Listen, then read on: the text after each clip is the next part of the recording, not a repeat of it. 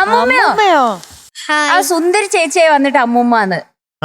അതെ, എന്നെ അമ്മൂമ്മേനെ പോലെ ജിനിച്ചേട്ടൻ ഇത്തവണ ഡ്രസ് മാറ്റിയേ. ഇതാണോ അമ്മൂമ്മ? ചട്ടയും മുണ്ടും. ചട്ടയും മുണ്ടോ?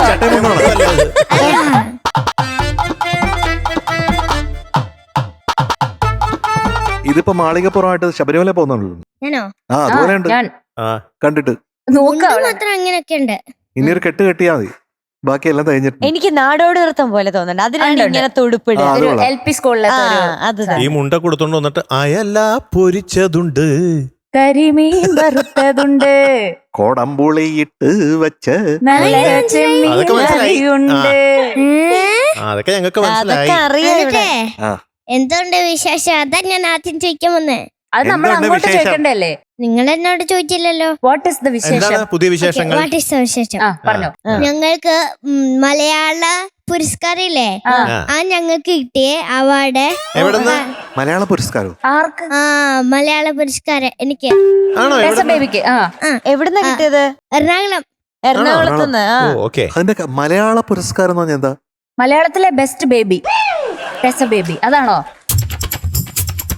എന്തൊക്കെ ചോദിക്കുന്നേ? അപ്പൊ എന്താ കിട്ടിയത് മനസ്സിലാവാനിട്ടാ? നമുക്കറിയുന്ന കുറച്ച് കാര്യങ്ങൾ അവള് എന്തിനാണ് award കിട്ടിയത്? എന്ത് അതിനപ്പുറത്തേക്കൊന്നും ചോദിക്കരുത്.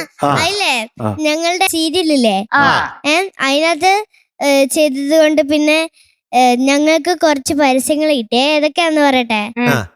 സ്കൂബിയുടെ, പിന്നെ ഒരു ഗവൺമെന്റിന്റെയും ഒരു പരസ്യം, അങ്ങനെ കൊറേ കിട്ടിയേ. ആ ഗവൺമെന്റിന്റെ പരസ്യമില്ലേ, അതിവിടെ ഒക്കെ സർജറി ചെയ്ത് കഴിഞ്ഞിട്ട് വരുന്ന പോലെയൊക്കെയാണ് അഭിനയിച്ചത്.